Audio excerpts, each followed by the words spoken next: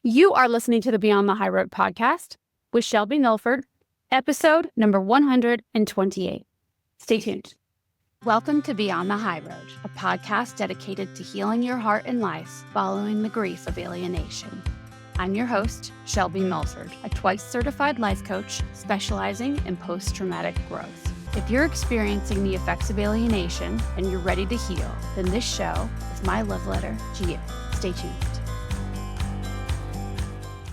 Hey, y'all. I have a treat for you guys today. I'm going to be playing for you a recording of a Facebook Live that I did some months ago. The person or the parent that would be interested in listening to this would be ultimately wanting to reconnect with their child at some point, maybe not tomorrow, maybe yes, maybe tomorrow, and is in some form of contact with them. It doesn't have to be a necessity now, but is definitely feeling marginalized and maybe unsure about their steps moving forward and has been told by professionals or has read in books or what have you that if they make the wrong move that they could screw up their whole situation moving forward. So just if that sounds familiar to you, if you're questioning or like putting your own self in a box and questioning your inner compass and not trusting yourself and your own parental instincts, then have a listen, okay? All right, and I will see you next week. I've got some ideas, episode ideas already a-brewing and in the works. I just wasn't ready to put them all out there this week. So anyway, enjoy. Okay, so what I wanted to talk about actually today just came up in a text conversation with one of my previous clients. He went through a one-on-one program with me. He spent 3 years away from his kiddos. He's in the reunification process with his one kiddo. The other two, he's actually just recently sort of reconnected with his older boy who's off to college. And then he's got his younger one. And his younger one, when he and his ex-wife split up, he was young. He was like 7 or 8, somewhere around there. So there's a huge difference between that and 11 or 12. Like when they're 7 and 8, they're still so sweet and they need you and they're like still lovey and they still don't really mind being read to every once in a while, depending on your kid. You know, my daughter used to love it. I called it Bubba Jeff. It was Bible, Julie. It was like a 3-day rotation of what we would read at night. Anyway, back to Sean. Whenever he left their house, the alienation began. He had no idea what was going to happen, just like most of us, right? And so then he spent 3 years away from 4 years, maybe, away from his kiddos. And so in that time, of course, his youngest, you know, they get some autonomy and they start, of course, the influence of the alienating parent, right? But they just already, kids change a lot in that time.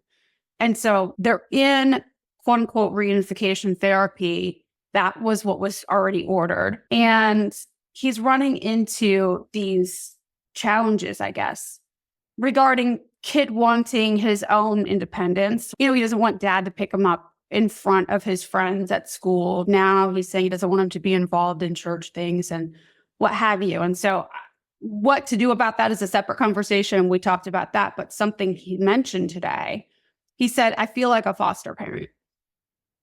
Because he doesn't, you know, basically because he doesn't feel as wanted. I feel like a foster parent.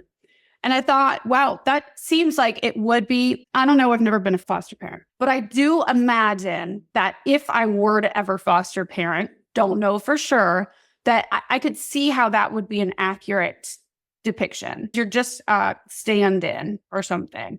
Like that I can imagine in a foster parent relationship, not his. I could see where as his parent, he feels like not valued and like that the kid is just biding time and it's something that he just has to do. He's not invested, right? I could see that. And I also know or think, I don't know, he hasn't responded yet.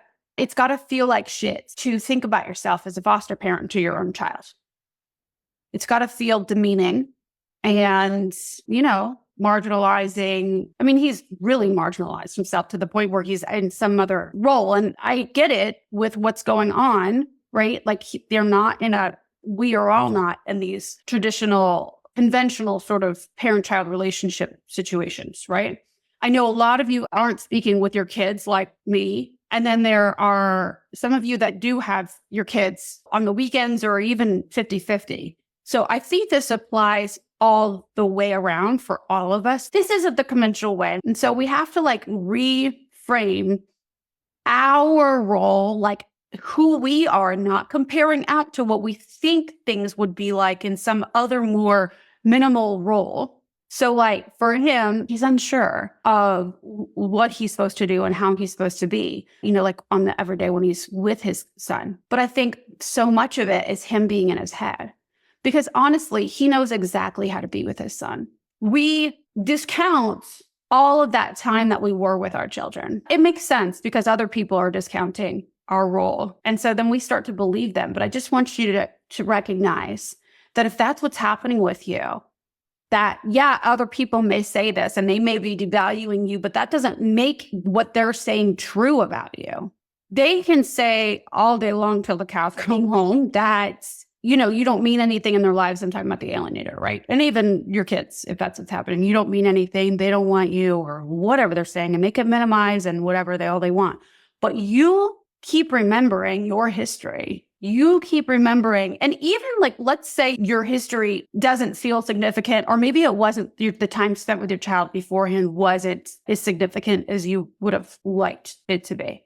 Even if it wasn't, who you are now and who you are to that child, regardless, you are their parent. Nobody else can replace that. And you know how to do it. It's instinctual, but we get so in our heads about what they've said and also what we think that they might be thinking or how we think that they might be judging us. So then we second guess and we feel all, and then actually what happens is, in a case like Sean's, the guy I'm referring to now, what happens there a lot of times, and I have another dad client who isn't on Facebook, so he won't see this, but the same thing, his kid is around the same age. Because he's second guessing his ability and his own motives about how he parents and whether it's good enough or not because of all the scrutiny, his kid now gets this message that they call the shots. And I'm not saying don't let them have a voice, right? I'm not saying that. But also you still are the parent. And that is why you are reunifying or whatever path that you're on to reconnect with them. That is why you are the parent and they are the kid.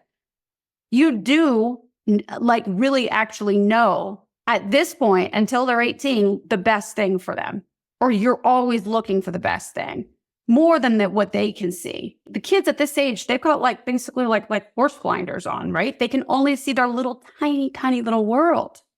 Even with social media these days, they cannot see, and their brains are, they're not even nearly developed. Not even, maybe halfway developed if they're 15 or something, a little over halfway. I see this happening with the dads a lot lately, and even the moms, actually, all of us. We cower because we don't want to make too many steps. Like I'm talking about like on your way to reconnection, right? You don't want to push them away, right? And I get that. But you cower to them, and an alienated child is going to pick that shit up. They're going to understand, see that. Any teenager will pick that up and use that to push their narrative and make sure that narrative happens. And if that narrative is still the alienated parents, you're shit out of luck. So I just keep remembering, I'm not saying be the powerhouse that needs to no, this is what we're doing. But also trust and remember that you know what's right. And the way that you direct conversations, and I do mean direct when you're speaking with your children, it's from a loving place, right? But you still can be the authority, the loving authority in that conversation so that you're leading them through whatever you have plans to do with them.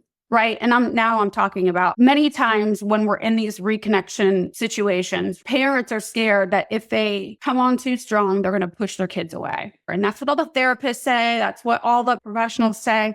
But here's the thing. And I'm not saying to disregard what the professionals in your life are saying. I'm just saying I will always say this, is do not deny your own compass, inner compass with this. if you want to have a conversation with them, like you're worried that moving forward, they're going to pull away. Let me be more specific. Sean, I'm reading this. Okay. So his son mentioned he doesn't want him to come to school and pick up in front of the friends. And he doesn't want him being involved in church life, like I was talking about earlier, right? And that was something that dad was previously very active together with son. It was maybe bonding time, right? And so that was when he was 6. Now he stopped participating. Now I have legal access to him, but I'm concerned and have been warned that exercising this right would cause significant stress and potentially hinder our progress toward reunification. So basically, he is worried that by forcing the church activities on his kid, that it'll push him away. And I do think that maybe that's something that he could rethink.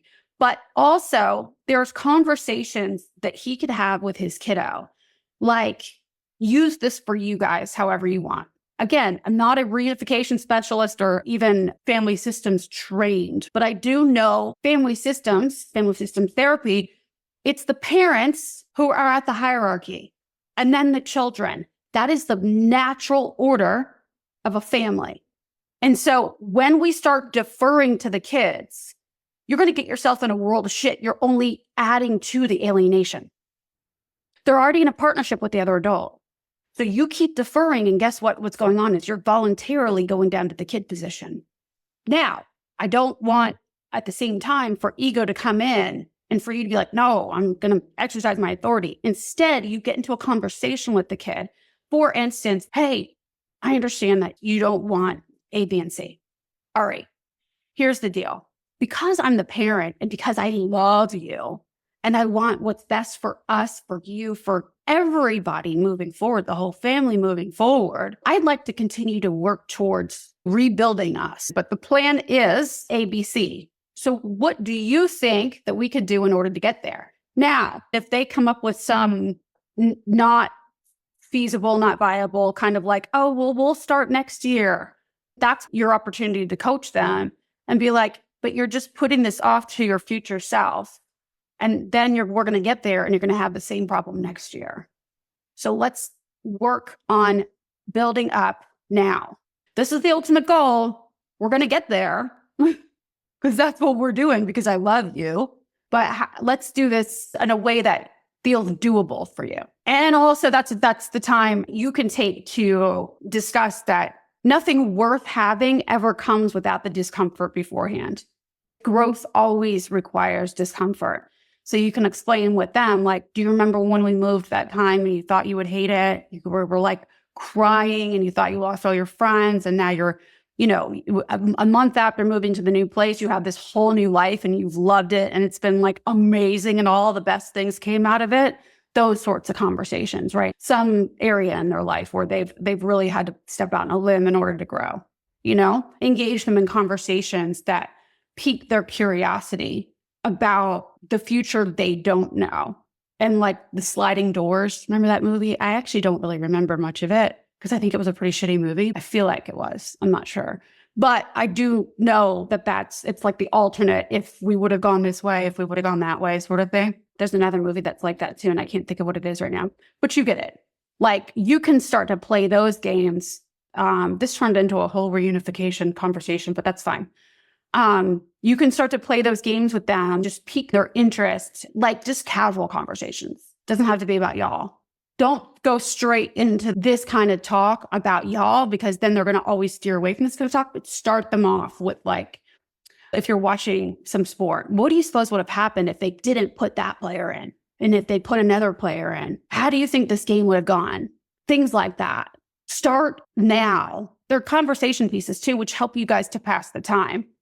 And also the brain, especially the child brain, doesn't like to resist a question. It loves questions like that, open-ended questions. It's a great way to build your relationship with them without them even knowing. They just think they're being asked an irresistible question about football. You know what I'm saying? So let me just tie up the foster parent thing, like the comparison. Maybe you don't have that comparison, but there's some other thing where you in your mind minimize, marginalize, devalue yourself because you think that by doing that, just kind of how I was talking about the other day with the labels about like when I would label my daughter's behavior or label other things and basically judge it and want to put it into some sort of box. For whatever reason, I thought that by doing that, that took me off the hot seat or something. That was all from them to see what they're doing. Do you see how bad this is? Now, again, there's always a place for that. Like when we're trying to solve for the whole situation of alienation and you're trying to prove something to a court or to the public or something like that. But in our day-to-day, this kind of comparison and labeling and stuff is not of any help that I see. And it doesn't feel good. So you're like causing your own pain in a big way. They're not, even no matter what the alienating parent is doing, they're actually not, they didn't make you a foster parent. That's just your interpretation of how you feel based on your own thoughts and your own story. We don't even know how your son actually feels. He doesn't even know probably how he actually feels. And because you are to lead him, that is your job as a father, then assuming and minimizing your role based off of what you think he might feel based on what somebody else instilled in him, who's leading at that point? Who the fuck is leading? You're not owning your role. And that's yours to do. I mean, it's like, think about it. The role that you've put yourself in isn't even based in any sort of reality. It's not how you want to be. And you're basing it on what you think that he thinks about you based off of the brainwashing that somebody else has done to him. Do you see? And so how the fuck are you going to lead coming from that? It's like you driving a car, like being there, but relying on somebody else's hands through somebody else's mind. I don't know, that's a weird comparison, but that's how weird it is. That is exactly how weird it is to rely on your kids, your alienated kids for that matter, your kids who have been psychologically abused to dictate, tell you what your role is. That's not going to get you far. It's actually the most backwards thinking. And I know I've been there. Like, I have all the compassion and empathy and understanding, but it's so fucking backwards. This is what our brains do to us. You just got to remember that every conversation you have with him and the plans moving forward, when you're planning for yourselves moving forward, like in your off time when you're not with him, but really in your engagements with him. Start though by playing those little cognitive games, right? Exercises with him. It'll put him in the mindset because you guys have already played those games. Start with the insignificant things first, and then maybe a couple days or a week or so later, then you can start adding in, hey, listen, let's have this talk. This is where we're going because I'm dad. You don't have to say that part. This is where we're headed. How do you want to do this together? And you could even give him an A, B, and C options for y'all to discuss. He doesn't get the last say. Kids never get the last say. It's just, you want his input, without being authoritarian, all coming from a place of love. That's why I always talk with you guys about, like, especially my one-on-ones. I always talk with you about how are you feeling? How did it make you feel? That thought causes you to feel which way. And I really want to know the emotion because the emotions are so important when you're going into a situation, a conversation with somebody, something especially as intentional as this. You want to be coming from a place of love and not fear at all, right? Not anger, not feeling like less than. Because you're going to want to try to exercise your authority in a way that's going to come off. It's not going to work. It's all coming from love. Okay. So I'm going to go. I'm going to trim this vid and send my dad's over to this one at least. Okay. Bye, you guys. Have a lovely afternoon, weekend. Okay. Thanks so much for listening today. If you like what you're hearing and you'd like to hear more, please make sure to click subscribe wherever you're listening or watching. Also, for bite-sized clips and tips, be sure to find me on TikTok or Instagram. See you next week.